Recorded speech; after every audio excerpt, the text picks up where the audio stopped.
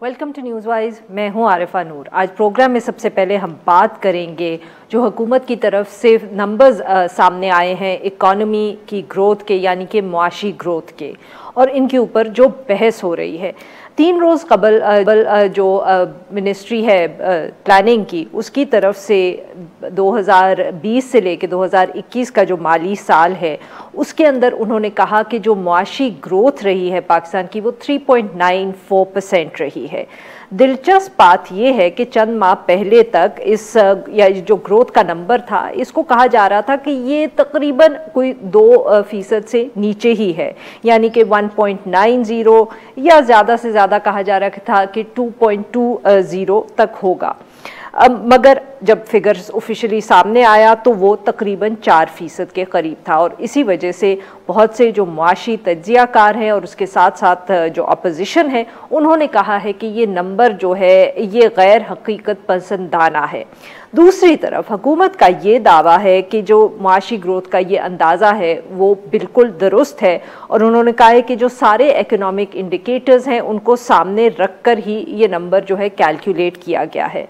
वफाकी वज़ीर बराए मनसूबाबंदी असद उमर साहब ने आज एक प्रेस कॉन्फ्रेंस की जिसके अंदर उन्होंने ये दावा किया कि मुआशी ग्रोथ के हवाले से जो हौसला अफजा आदाद शुमार हैं इनके सामने आने की एक बड़ी वजह यह है कि पाकिस्तान के अंदर इस साल जो 4 से 5 बड़ी फसलें थीं उनका बम्पर क्रॉप सामने आया है।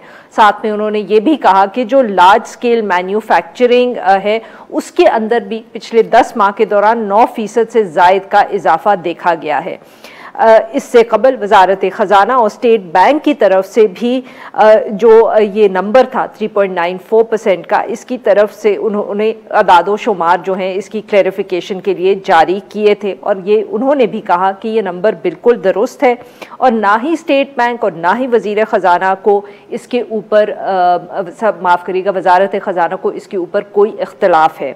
असल सूरत हाल क्या है? क्या वाकई पाकिस्तान अब ग्रोथ के फेज़ में दाखिल हो चुका है?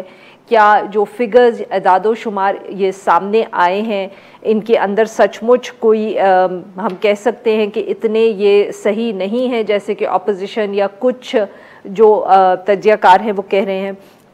इस सारे मामले के ऊपर गुफ्तगू करने के लिए आज हमारे साथ मौजूद है सुलेरी साहब, ये सरबराह है SDPI के, और हमारे साथ मौजूद है खुर्रम शहजाद साहब, ये एक माहिर मुआशियात है। Welcome to the show gentleman.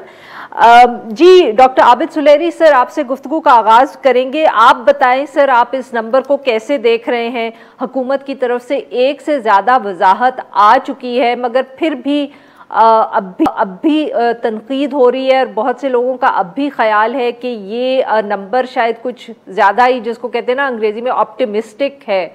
आप इसको किस तरह देख रहे हैं सर? में तो ये नंबर जो है ये हकीकत से काफ़ी करीब है, और उसकी 2-3 बुनियादी वजूहात हैं जिनकी बिना पर मैं ये बात कर रहा हूँ। और मुझे लग ये रहा है कि अगर इन 2 महीनों में जो मई और जून अगर लार्ज स्केल मैन्युफैक्चरिंग जो है उसमें कोई मेजर नेगेटिव इम्पैक्ट ना आया तो हो सकता है कि ये नंबर 3.94 से भी बढ़ जाए। अब मैं आपको वजूहात बताता हूँ। पहली वजह तो ये है कि एक्सट्रीमली लो बेस, जब हम ईयर ऑन ईयर कंपैरिजन करते हैं हमने देखा कि पिछले साल का जो नंबर्स थे उनको रिवाइज करके वो मजीद उस नीचे लाया गया। तो जब आपका बेस जो है वो बहुत लो होता है, जैसे सर्विसेज सेक्टर का जो लास्ट ईयर ग्रोथ थी वो पाकिस्तान की हिस्ट्री में पहली दफ़ा नेगेटिव ग्रोथ उसमें देखने में आई थी। तो जब आपका बेस जो है वो इतना लो होता है तो फिर आपकी प्रोग्रेस जो है जब आप उसको परसेंटेज वाइज देखते हैं तो उसमें बढ़ोतरी जो है वो आपको ज़्यादा नज़र आ रही होती है। तो एक तो ये वजह है, लेकिन अगर आप उसके अलावा भी इंडिकेटर्स को देखें, फॉर एग्जांपल इस वक्त एग्रीकल्चर की तो आपने बात की, लार्ज स्केल मैन्युफैक्चरिंग की भी की, लेकिन सर्विसेज सेक्टर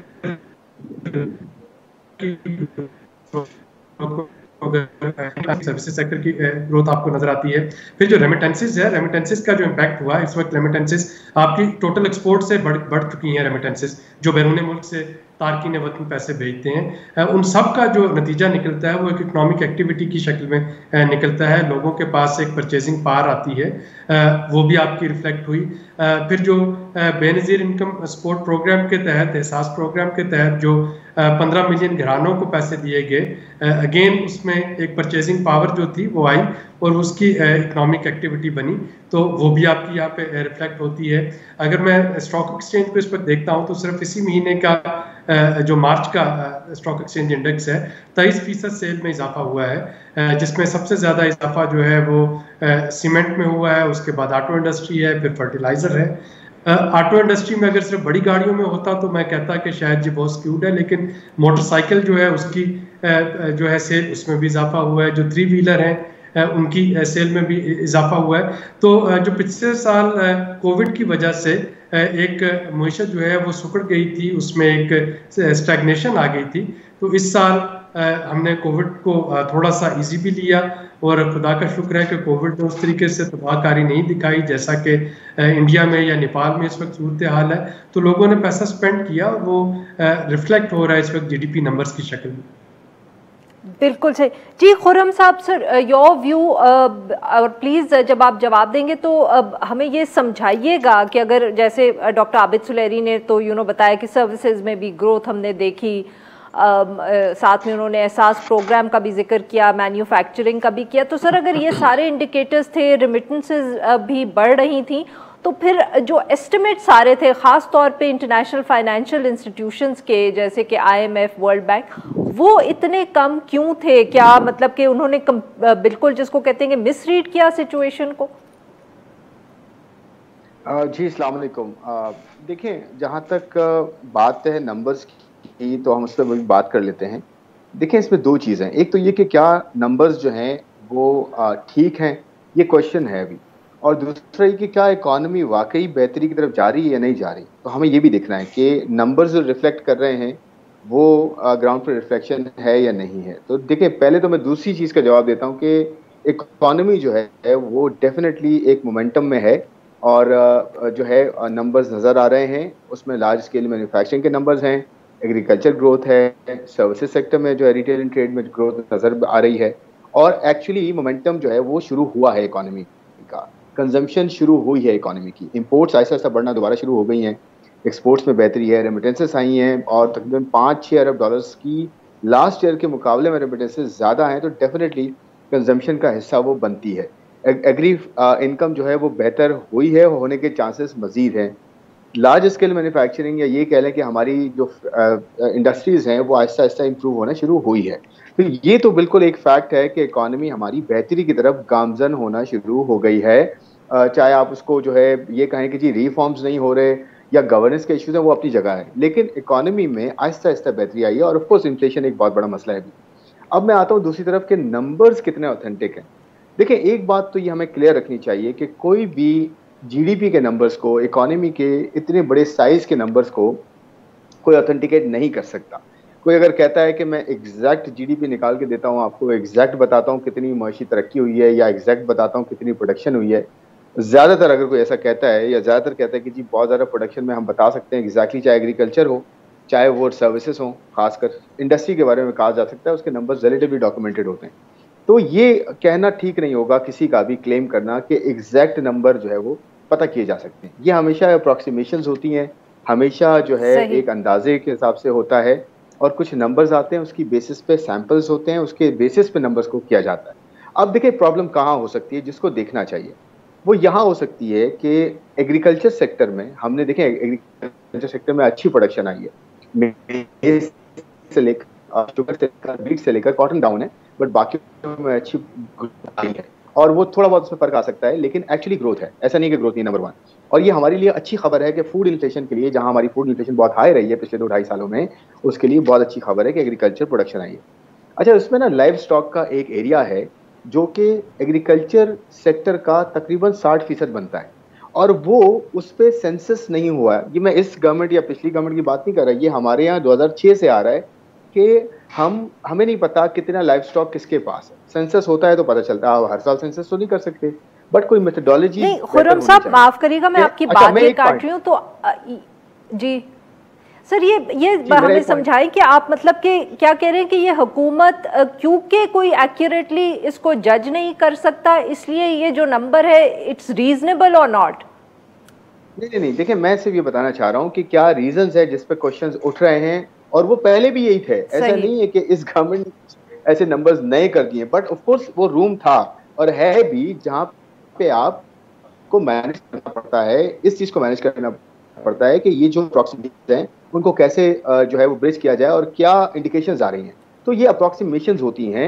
इसमें देखिए लाइव स्टॉक का एक एरिया है, बहुत बड़ा एग्रीकल्चर का हिस्सा है। दूसरा रिटेल, सवाल उठाए जा रहे हैं। जो ग्रोथ आई है, जो ग्रोथ आई है रिटेल ट्रेड है, रिटेल एंड ट्रेड और होलसेल, ये है सर्विसेज सेक्टर। 3 सेक्टर है ना इकोनॉमी के बड़े, एग्रीकल्चर सेक्टर है, इंडस्ट्रीज है,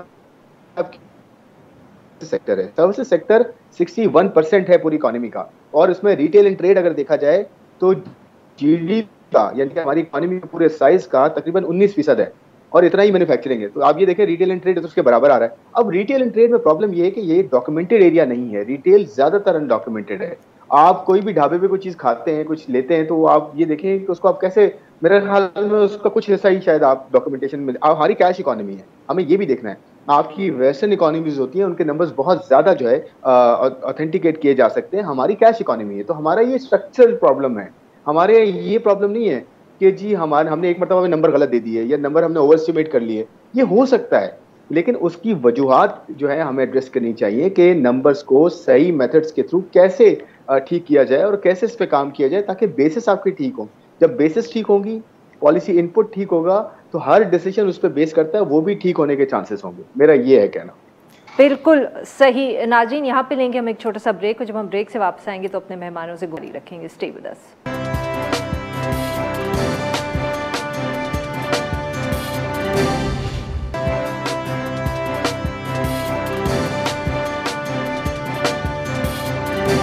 नाज़रीन, हम गुफ्तगू करें डॉक्टर आबिद सुलेरी साहब से, और हम बात करें खुर्रम शहजाद साहब से, और हम उनसे गुफ्तगू कर रहे हैं इकॉनमी के हवाले से और जो फिगर्स सामने आए हैं जिनके ऊपर बहस छिड़ गई है। जी डॉक्टर सुलेरी, खुर्रम शहजाद साहब ने बहुत एक अहम नुक्ता उठाया है इकॉनमी की, के जो फिगर्स हैं वो ये नहीं कह रहे कि किसी ने जान के इनमें कोई तब्दीली की है, वो कह रहे हैं कि जब इतनी अनडॉक्यूमेंटेड इकॉनमी है तो इसमें हमेशा गलती की गुंजाइश रहती है। और सर साथ में ये भी ज़रूर इस पे भी बात करिएगा कि अगर इकॉनमी इतनी ही अच्छी चल रही थी तो वो जो नए वज़ीर ख़जाना हैं उन्होंने जो अब इतना शुरू में तनकीद की हुकूमत के ऊपर और पिछली जो इकोनॉमिक पॉलिसीज़ रही हैं और कहा कि इकॉनमी का बेड़ा गर्क कर दिया, तो फिर क्या वो उनके पास जो फिगर्स पहुँचे थे वो कोई और थे? देखिए, जो शौकत तरीन साहब की मेड इन प्रेस कॉन्फ्रेंस थी, उसके बारे में तो वही ज़्यादा बेहतर बता सकते हैं। इस वक्त हम सिर्फ ये देखना चाह रहे हैं कि मुल्क की इकॉनमी जो है क्या वो किसी पॉजिटिव ट्रैजेक्टरी की तरफ चल रही है या नहीं चल रही। और मेरे ख्याल में चूँकि कोविड का जो पिछला साल था, यानी इसको एक सिंपल अल्फाज में देखिए ना, अगर ये सवाल हम इस तरह से दोहराएं कि क्या जो पिछला साल था उसमें जो कोविड की तबाहकारियाँ थी उसके नतीजे में ये वाला साल जो भी हमने पिछले 5 माह गुजारे हैं, तो डॉक्टर साहब माफ करिएगा आपकी बात काट रही हूँ, ये तो हमने एस्टैब्लिश कर लिया है कि ये साल बेहतर है, कोविड के बावजूद बेहतर है। अब इशू ये है कि या तो खुर्रम साहब ने जो नुक्ता उठाया है कि हमारे फिगर जो है वो सिरे से सही नहीं है, या तो उस पर बात करें, या जो हुकूमत खुद हमें मिसगाइड करती रही है। मैं और क्या लफ्ज़ इस्तेमाल करूँ कि हमें बताते रहे कि इकॉनमी ठीक नहीं है, फिर वजीर ख़जाना तब्दील हो गया, अब हमें बताया जा रहा है कि इकॉनमी तो बहुत अच्छा परफॉर्म कर रही थी। देखिए ये दो प्रॉब्लम जी, दो ज़्यादा चीज़ें हैं। शौकत तरीन साहब ने जो इशारा किया था, उन्होंने IMF के तहत जो शराइत थी उनकी सख्तियों की तरफ इशारा किया था। मेरे ख्याल में जैसा कि मैंने कहा कि अपने वो बयान को खुद ही ज़्यादा बेहतर बता सकते हैं, तो उनका इशारा ये था कि फॉर एग्जांपल उन्होंने कहा कि हम बिजली के रेट्स नहीं बढ़ाएंगे, या हम पेट्रोलियम प्रोडक्ट्स के रेट मज़ीद नहीं बढ़ाएंगे, या हम टैक्सेस में इजाफा नहीं करेंगे, या उन्होंने इस बात पे तनकीद की कि शुरू में जो इंटरेस्ट रेट था बढ़ाया गया था वो गलत था। तो वो उनका एक अपना पर्सपेक्टिव है, तो उन्होंने उन सख्तियों की तरफ इशारा किया था। लेकिन उन सख्तियों के नतीजे में क्या जो इस वक्त आउटपुट निकला है वो बेहतर है या नहीं, उसको तो वो चैलेंज नहीं कर रहे थे। फॉर एग्जांपल अगर आज आप देखते हैं तो शायद पाकिस्तान की हिस्ट्री में पहली दफ़ा हो रहा हो पिछले 9 सालों में कि जो करंट अकाउंट सरप्लस की तरफ हम जा रहे हैं। जो पहले 10 महीने का इस वक्त आपके पास नंबर्स आ रहे हैं, वो $800 बिलियन का सरप्लस है इस वक्त करंट अकाउंट का।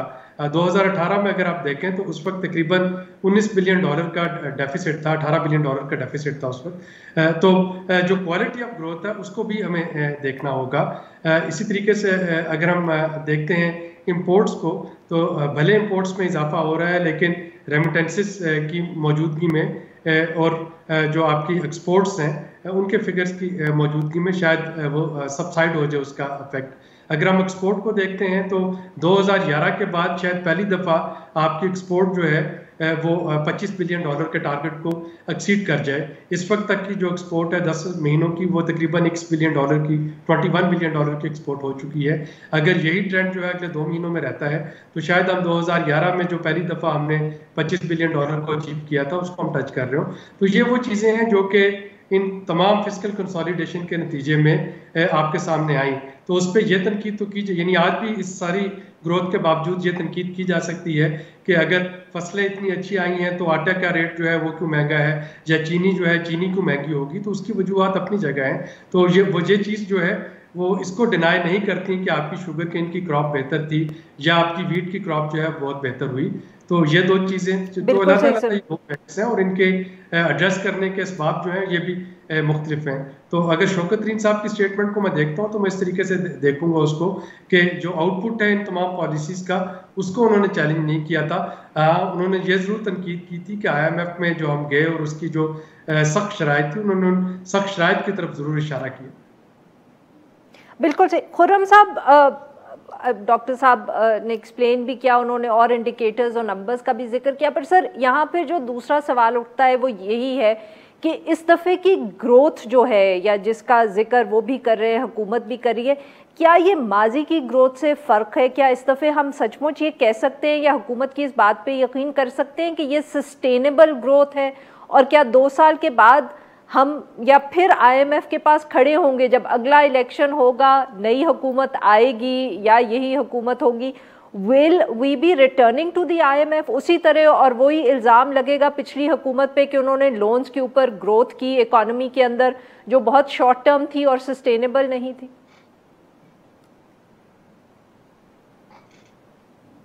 जी देखें, ये बिल्कुल सही बात है कि हमारे यहाँ जो है वो इस वक्त ग्रोथ जो है वो आना शुरू हुई, जैसे मैंने पहले कहा। इसमें ना 2 एरियाज हैं। एक तो ये देखना होगा कि ऑफ कोर्स सस्टेनेबिलिटी क्या है, क्योंकि शॉर्ट टर्म में पॉजिटिव्स तो हैं, अच्छे खासे पॉजिटिव्स हैं, और ये मीडियम टू लॉन्ग टर्म में कैसे जो है इनकी ट्रांजिशन होती है और कैसे ये सस्टेन करते हैं जो है वो ट्रिकल डाउन होके काम आदमी पे आते हैं।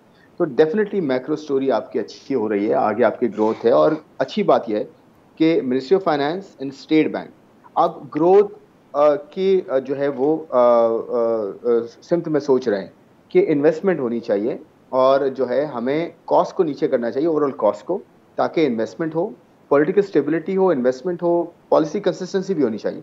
फिर उसके बाद फिर बजट जो आ रहा है इसमें ये देखा जाएगा कि ये जो सोचा जा रहा है इसकी डायरेक्शन किस तरह से उसमें कन्वर्ट हो रही है, कि टैक्सेस को कैसे लगाया जा रहा है, रैशनलाइज किया जा रहा है, और किस तरह से जो रिसोर्स है हमारे हाथ में, टैक्स जो अवेलेबल है, उसको कैसे जो है वो प्रोडक्टिव एसेट्स की तरफ या इन्वेस्टमेंट या जो है जिसे हम पब्लिक सेक्टर डेवलपमेंट प्रोग्राम, उसको कैसे उसमें ज़्यादा लगाया जा रहा है ताकि कैपेसिटी बिल्ड हो इकोनॉमी में, ताकि इस इस्तेताद को बिल्ड किया जाए कि इकोनॉमी की ग्रोथ खुल कर आए सामने। एक बार ग्रोथ आएगी, टैक्सेस भी आएंगे साथ और मजीद इन्वेस्टमेंट भी जो है अट्रैक्ट करेगी इकोनॉमी। लेकिन दूसरे एंड पे क्या इशू है? देखिए, दूसरे एंड पे प्रॉब्लम ये है कि हमने जो स्ट्रक्चरल प्रॉब्लम्स हैं, गवर्नेंस हैं, आपके जैसे मैंने कहा कि जीडीपी की जो मेथोडोलॉजी है, इकोनॉमी से रिलेटेड जितने कैलकुलेशंस हैं कैसे की जाती हैं, क्या पुरानी बेस पे अभी भी हम चल रहे हैं? क्या वज़ीर ख़ज़ाना बात करी, उन्होंने ये मेंशन किया था कि बेस जो है हमारी वो पुरानी है, 2006 की है शायद, बल्कि लास्ट जो हमने चेंज की थी वो कुछ काफ़ी साल पहले की थी। उस बेस को भी हमने चेंज करना है और नई प्रेफरेंस, आजकल दुनिया बड़ी डायनेमिक है, नई प्रेफरेंसेस टेस्ट डेवलप होते हैं और नई टेक्नोलॉजीज आ रही हैं, तो हमने नए इरा के हिसाब से सोचना है। तो नंबर्स को कैसे हम जो है वो सही से रिकॉर्ड करें और उसकी बेसिस पे पॉलिसी क्रिएट करें। दूसरी बात यह है कि अभी हमारी मैन्युफैक्चरिंग अगर आप देखें तो मैन्युफैक्चरिंग में अभी भी रिकवरी चल रही है। मैन्युफैक्चरिंग जो है लास्ट 2 ईयर्स की अगर बात करें तो 2019 में मैन्युफैक्चरिंग 2.6% डाउन थी और कोविड की वजह से 2020 में 10% डाउन थी। LSM की बात करूँ, लार्ज स्केल मैन्युफैक्चरिंग, जो ड्राइव करती है आपकी इंडस्ट्रियलाइजेशन को, रिफ्लेक्ट भी करती है, तो उसके अंदर इस मरतबा जो ग्रोथ आई है वो 9% है। इसका मतलब ये कि 2.6 प्लस 10%, तकरीबन कोई 12-12% बनते हैं नेगेटिव, और हम पॉजिटिव हुए हैं अभी 9%। मोमेंटम बहुत अच्छा है, हम इसको क्रॉस कर बहुत बहुत शुक्रिया दो मेहमानों का, उन्होंने हमारे साथ गुफ्तगू की। यहाँ पे लेंगे हम एक छोटा सा ब्रेक, और जब हम ब्रेक से वापस आएंगे तो हम बात करेंगे PDM के हवाले से, और हम जानेंगे नून लीग का मौक़िफ़। Stay with us.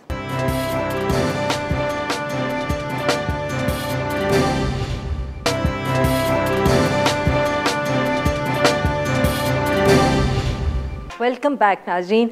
प्रोग्राम के इस हिस्से में हम बात करेंगे नवाज़ लीग की, और जो अपोजिशन का इत्तेहाद PDM के हवाले से नवाज़ लीग का मौक़िफ़ है और जो सामने आया है। नवाज़ लीग की जो नायब सदर मरियम नवाज़ साहिबा हैं वो आज इस्लामाबाद हाई कोर्ट में पेश हुई, और वहाँ उन्होंने एक गैर रस्मी गुफ्तगू मीडिया के साथ की, जिसके अंदर उन्होंने दो बहुत अहम बातें की। उन्होंने एक तो ये कहा कि जो अपोजिशन लीडर शहबाज शरीफ साहब की तरफ से अपोजिशन जमातों को इशाया दिया गया था, और जिसके अंदर पाकिस्तान पीपल्स पार्टी भी शामिल थी, वो दरअसल अपोजिशन लीडर के तौर पे उन्होंने दिया था, और उसका PDM से कोई ताल्लुक़ नहीं है। उन्होंने ये कहा कि ये तो सिर्फ एक अपोजिशन जमातें जो पार्लियामेंट के अंदर हैं उनके लिए एक दावत थी, ताकि बजट के हवाले से जो अपोजिशन का मौक़िफ़ है और हिकमत अमली है उसके ऊपर बात हो सके। और जो दूसरी अहम बात मरियम नवाज़ साहिबा ने की वो ये थी कि पीपल्स पार्टी का जो PDM में के इत्तेहाद में वापस आने का इशू है, उस हवाले से जो भी खबरें आ रही हैं मीडिया में, वो एक तरफ उनका PDM का और शाहिद खाकान अब्बासी साहब का एक ही मौक़िफ़ है, और वो ये है कि जब तक पाकिस्तान पीपल्स पार्टी और ANP शो कॉज नोटिस का जवाब नहीं देती तो तब तक PDM के रवैये के अंदर कोई लचक नहीं आएगी। मरियम नवाज़ साहिबा के इस बयान से पहले शाहिद खाकान अब्बासी साहब भी इस तरह की ही बात कर चुके थे। उन्होंने भी मीडिया से गुफ्तगू में यही कहा कि फ़िलहाल PPP और ANP के ऊपर PDM के दरवाजे बंद हैं, जब तक वो दोनों जमातें जो है PDM की बाकी जमातों का इत्तेमाद बहाल नहीं कर पाएंगी। दूसरी तरफ PDM के जो सरबराह हैं मौलाना फजलुर रहमान साहब, उन्होंने 29 मई को PDM का सरबराही इजलास बुलाने का ऐलान कर दिया है, जिसके अंदर बकौल उनके PPP और ANP को दावत नहीं दी गई।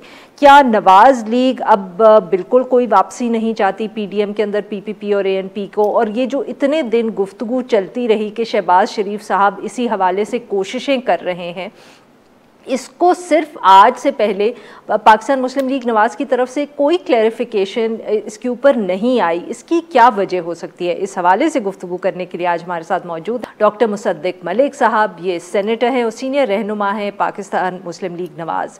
Welcome to the show sir. जी डॉक्टर साहब, कुछ हमें समझाएं कि ये काफ़ी दिन ये कयासराई होती रही, आपके लीडर्स भी कोई ख़ास इस पर हमें क्लियर जवाब नहीं दे पाए। लग ये रहा था कि शहबाज शरीफ साहब PDM की यूनिटी के हवाले से भी बात करेंगे इस मुलाकात के अंदर, और सवाल ये उठ रहा था कि PPP आती है कि नहीं। आज मरियम नवाज़ साहिबा और शाहिद खाकान अब्बासी की बातों से लगा कि आप लोग तो कभी इसको PDM के हवाले से इस मीटिंग को देख ही नहीं रहे थे। जी देखिए, मुझे अभी तक तो, मैं कल इशाइये में मौजूद था, मेरे सामने तो PDM के हवाले से कोई बात नहीं हुई। बात हुई नेशनल असेंबली के हवाले से, बात हुई बजट के हवाले से, टफ टाइम देने के हवाले से, मिलजुल के काम करने के हवाले से भी बात हुई, मगर कोई ऐसी गुफ्तगू नहीं हुई जिसमें PDM का डायरेक्टली या इनडायरेक्ट हवाला दिया गया हो। इस वजह से आपने इब्तदाइये में भी जैसे कहा कि बहुत दिन से चहमगोइयाँ हो रही थी PDM के हवाले से, तो मुझे बताइए कहाँ हो रही थी, क्योंकि मेरे सुनने में तो नहीं आई, और मैं पार्टी में काफी नहीं सर, पार्टी के अंदर नहीं हो रही थी, यही तो मैं पूछ रही हूँ कि मीडिया पे बहुत गुफ्तगू हो रही थी, मगर आपके भी जितने लीडर्स आए या उन्होंने इस गुफ्तगू की, उन्होंने भी तब ये किसी ने नहीं कहा कि नहीं आप ये बात मत करें, ये शहबाज शरीफ का जो फंक्शन है या जो वो इवेंट होल्ड करें उसका PDM से कोई ताल्लुक नहीं है। बल्कि आपके कुछ लोग तो आके बात भी करते रहे कि PDM को रिवाइव होना चाहिए या नहीं। ये तो कल शाम को, रात को इशाइये के बाद जो लीडर्स आए उन्होंने बात की, या आज मरियम नवाज़ साहिबा ने या अब्बासी साहब ने की। तो ये मैं समझने की कोशिश करी थी कि हम लोग खामखा के एक गलत खबर के पीछे दौड़ रहे थे, ट्रक की बत्ती के पीछे हमें आखिर किसने लगाया? जी, ये तो हमें आपसे पूछना चाहिए कि आपको इस ट्रक की बत्ती के पीछे किसने लगाया और किसने आपके साथ पैगाम रसानी की, या आपने खुद ही एक इख्तरा ढूंढी, ये हमें नहीं मालूम। लेकिन मैं आपको ये बता सकता हूँ कि हमने कोई ऐसी बात नहीं की है। मेरे ख्याल में हमारा मौक़िफ़ थ्रू आउट बड़ा सीरियस रहा है और वो यही रहा है कि जो भी फैसला होगा वो पार्टी करेगी। पार्टी के सरबराह शहबाज साहब हैं। अगर शहबाज साहब आज हमें इंस्ट्रक्ट करते हैं कि हम सब ने मुशावरत कर ली है सीनियर लीडरशिप ने, और हमारा ये ख्याल है कि पीडीएम के अंदर पीपल्स पार्टी को बुलाया जाए और एएनपी को बुलाया जाए, तो वही नुक्ता नजर मैं आपके सामने पेश कर देता आज। लेकिन कोई ऐसी कम्युनिकेशन ना अब हुई है ना इससे पहले हुई है।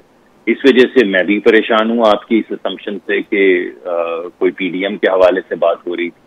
मैं ये समझता हूँ कि कल की बड़ी अच्छी मीटिंग थी और उसके अंदर ये जो बजट आ रहा है उसके हवाले से काफी गुफ्तगू हुई कि हमने इस बजट को कैसे डील करना है, जो बजट आएगा। और बहुत से हमारे जो लीडर्स थे उन्होंने बारहा आके टेलीविजन पे ये बात बताई कि इस मीटिंग का ज्यादा ताल्लुक जो है वो नेशनल असेंबली से है। शहबाज साहब की एक रिस्पॉन्सिबिलिटी पार्टी के सरबराह है, मैं बारहा ये कह रहा हूँ, मगर उसके अलावा उनकी एक और इजाफी रिस्पॉन्सिबिलिटी जो है वो पूरी ऑपोजिशन को नेशनल असेंबली के साथ लेकर चलना है। और उस सिलसिले में उन्होंने पीपल्स पार्टी को दावत दी और पीपल्स पार्टी ने अपना एक वक्त भेजा जिसके साथ बड़ी अच्छी डॉक्टर साहब माफ करिएगा आपकी बात काट रही हूँ। अब ये जरा समझने की बात है कि आप एक तरफ आपके लीडर्स चाहे मरीम नवाज साहिबा हों या बासी साहब हों या जैसे आपने कहा एहसन इकबाल साहब भी गुज़िश्ता रोज़ टीवी पे बोले, वो सख्त अब सब अपना एक सख्त रवैया पाकिस्तान पीपल्स पार्टी की तरफ उनका है और आप कह रहे हैं वो पीडीएम में भी यही बात होगी। मगर दूसरी तरफ अब पार्लियामेंट के हवाले से आपकी हिकमत अमली पाकिस्तान पीपल्स पार्टी की तरफ बिल्कुल मुख्तलिफ है और ये दोनों आपके ख्याल में बिल्कुल ठीक है। एक तरफ पीडीएम पाकिस्तान पीपल्स पार्टी और एएनपी के बगैर चलती रहेगी, आप वहाँ अपना मौक़िफ़ जो है प्रिंसिपल स्टैंड जो है उसको भी साथ रखेंगे, और दूसरी तरफ पार्लियामेंट के हवाले से आप पाकिस्तान पीपल्स पार्टी के साथ कोऑपरेट करेंगे, वो आपके साथ कोऑपरेट करेंगे। ये सर आपको यहाँ जैसे सोहेल वड़ाई साहब कहते हैं ना, खुला तजाद नहीं है? आपको नजर आ रहा है तजाद? जी थोड़ा सा नजर आ रहा है सर, मैंने तो सवाल पूछा है। जी नहीं, मेरे ख्याल में फिर अच्छा किया, मैं उसकी वजाहत कर देता हूँ। ये पीडीएम नहीं बनी थी तो उससे पहले बहुत से ऐसे अमूर थे जिसपे हमारा और पीपल्स पार्टी का एक मुत्तफ़िका नुक्ता नजर होता था। बहुत सी ऐसी असेंबली के सेशंस आपने देखे होंगे जिसमें जो लीडर ऑफ दी ऑपोजिशन बात करते थे वही बात बिलावल साहब कर रहे होते थे। इस वजह से जब पीडीएम नहीं बनी थी तब भी बहुत सी चीजों पे हमारी इत्तफाक राय थी और बहुत सी ऐसी चीजें थी जिसपे हमारा इत्तफाक राय नहीं था और उसमें हम जो बात करते थे वो मुख्तलिफ होती थी। और आज भी ऐसा है, एक बजट आ रहा है, उस बजट में पूरी ऑपोजिशन ने चलना है। इसी तरह हमारी पब्लिक अकाउंट्स कमेटी के बहुत सी ऐसे मसाइल हैं जिनमें हम सबकी ख्वाहिश यही होगी कि हम इकट्ठा गवर्नमेंट की जो अकाउंटेबिलिटी है उसके मामले को आगे बढ़ाएं। अभी आपके सामने रिंग रोड का मुकदमा आया है, आपके सामने वो जो हायर एजुकेशन कमीशन के हवाले से इल्जामात लग रहे हैं कि प्राइम मिनिस्टर साहब ने कहा है कि 35 अरब रुपए का ऑडिट ना किया जाए कुछ इदारों का, रिसर्च के इदारों का। तो ये तमाम मामलात जो हैं इसके लिए पूरी ऑपोजिशन को इकट्ठा होना होगा। मगर इसी दौरानिए में जो 249 का हल्का है उसमें we had a pitch battle, दोनों के कैंडिडेट्स थे, उनकी बड़ी पिच बैटल हुई और पीडीएम से पहले ये मामलात इसी तरह चल रहे थे। इस वजह से मेरे ख्याल में तो सर फिर पीडीएम इज इफेक्टिवली डेड आप, बिकॉज पाकिस्तान पीपल्स पार्टी का भी यही, सॉरी माफ करिएगा sir, let me just ask the question. PDM के अंदर जो सबसे पहली दरार पड़ी वो इसलिए पड़ी क्योंकि पाकिस्तान पीपल्स पार्टी का मौक़िफ़ ये था कि इस्तीफे नहीं देने चाहिए, पार्लियामेंट के अंदर ही लड़ाई लड़नी चाहिए। आप लोग इस्तीफ़ों को ज़्यादा प्रेफरेंस देते थे, इसके वजह से इनिशियली मसाइल शुरू हुए जो फिर ऑब्वियसली बहुत बढ़ गए। तो अब इन अ वे तो पाकिस्तान पीपल्स पार्टी का मौक़िफ़ वो अपनी जगह पे कायम है और शहबाज शरीफ साहब अगर उनके साथ आप कोऑपरेट करेंगे पार्लियामेंट के अंदर तो पीडीएम के अंदर वो बेशक नहीं आएंगे, उनको क्या फर्क पड़ता है? नहीं, हमें भी नहीं पड़ता है ना। तो वही तो मैं कह रही हूँ ना सर, आप तो ये सिर्फ नाखुश जो है इस वक्त मीडिया लग रहा है थोड़ा सा, क्योंकि उनको मजा नहीं आ रहा, वो कह रहे हैं ये क्या बात हुई। और मैं आपको ये बता रहा हूँ कि देखिए जो पहली बात तो ये कि मेरा थोड़ा सा इख्तलाफ राय है। पीडीएम के अंदर जो झगड़ा हुआ है वो बाप के कुछ अरकान को लेकर लीडर ऑफ दी ऑपोजिशन बनाने से पड़ा है। उस पे तो टूट गई ना पीडीएम, लड़ाई आपकी पहले शुरू हुई थी। कि कोई बात नहीं, आप मेरी बात बुलाए तो सुन लीजिए 2 मिनट। मैं तो आपको अपना ही नुक्ता नजर दे सकता हूँ ना, मैं आपको अपना नुक्ता नजर आपके सामने पेश कर देता हूँ, फिर आप बेशक रिजेक्ट कर दीजिएगा। तो हमारा नुक्ता नजर तो बड़ा वाज़ेह है, वो ये है कि देखिए इस वक्त हो ये रहा है कि ऑपोजिशन का एजेंडा भी बाप के अराकीन कंट्रोल कर रहे हैं, और हमारे लिए इस किस्म की सियासत जहाँ पे जो हाउस है यानी जो हुकूमती बेंच है उसको भी पीडीएम कंट्रोल कर रही हो, और जो ऑपोजिशन का एजेंडा है उसको भी पीडीएम कंट्रोल कर रही हो, और चेयरमैन सेनेट जो हैं वो भी पीडीएम के मेंबर हों या उनकी सपोर्ट से आए हों, और डिप्टी चेयरमैन को भी उनकी सपोर्ट हासिल हो, तो फिर ऑपोजिशन काहे की। तो हम ये समझते हैं कि इस किस्म की ऑपोजिशन जिसमें तमाम पार्टीज का एजेंडा बाप कंट्रोल कर रहा हो, उसका कोई फायदा नहीं है। इसी वजह से ये कहा गया कि भाई अगर आपको अपना लीडर ऑफ द ऑपोजिशन बनाना भी था तो ये बात बैठ के कर लेते। Thank you very much doctor साहब, आपने हमसे गुफ्तगू की। नाज़रीन यहाँ पे लेते हैं एक छोटे, जब हम ब्रेक से वापस आएंगे तो हम पाकिस्तान पीपल्स पार्टी का मौक़िफ़ जानने की कोशिश करेंगे। Stay with us.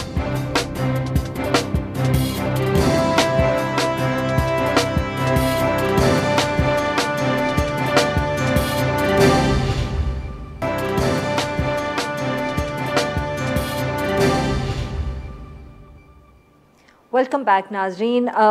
पीडीएम के हवाले से जो पाकिस्तान मुस्लिम लीग नवाज़ का आज मौक़िफ़ सामने आया है, मरियम नवाज़ साहिबा ने जो बात की कि शहबाज शरीफ का इशाइया एक तरफ, पाकिस्तान पीपल्स पार्टी पीडीएम में तभी वापस आएगी जब वो पीडीएम के शो कॉज नोटिस का जवाब देगी। इस हवाले से गुफ्तगू करने के लिए अब हमारे साथ मौजूद हैं नैयर बुखारी साहब, ये सीनियर रहनुमा है पाकिस्तान पीपल्स पार्टी के। Welcome to the show sir. जी बुखारी साहब, सर ये क्या मामला है?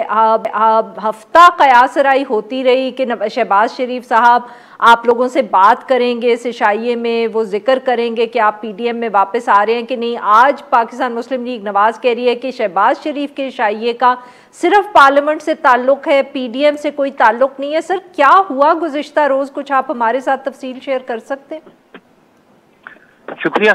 देखिए जी, बात यह है कि बिलाशुबा कल का जो इशाइया था उसका कोई कंसर्न पीडीएम से नहीं था, और we must not mix this PDM issue और कल वाले इशाइये पे, इसलिए कल शहबाज शरीफ साहब लीडर ऑफ अपोजिशन है और उन्होंने बतौर लीडर ऑफ अपोजिशन जो पार्लियामान में लोग हैं उनको उन्होंने इशाइये पे बुलाया, और चेयरमैन बिलावल वहाँ पे मौजूद नहीं थे, मुल्क में लेट पहुंचे उनकी दुबई से, तो एक डेलीगेशन नॉमिनेट किया जिसमें यूसुफ गिलानी साहब, रजब तशरीफ और शहीद अमान के, और इसलिए उसमें शरीक हुए। लेकिन आज जो उनका जो मौक़िफ़ आया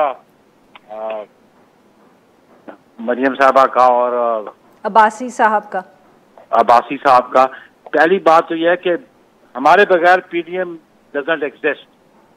then ANP and Peoples Party जब हम उसमें हैं तो इट इज पीडीएम। उसके अलावा अगर कोई जमातें, तो हम ख्याल जमातें बैठ कर अपोजिशन करती हैं तो वो पीडीएम नहीं है। पीडीएम वही है जिसकी बुनियाद पाकिस्तान पीपल्स पार्टी के एपीसी में रखी, पर पीडीएम वो है जिसमें 10 जमातें शरीक हैं। सही। खुद अपने आप को पीडीएम क्लेम नहीं कर सकते। पहली बुनियाद तो बात तो ये है, ये उसको क्लेम नहीं कर सकते।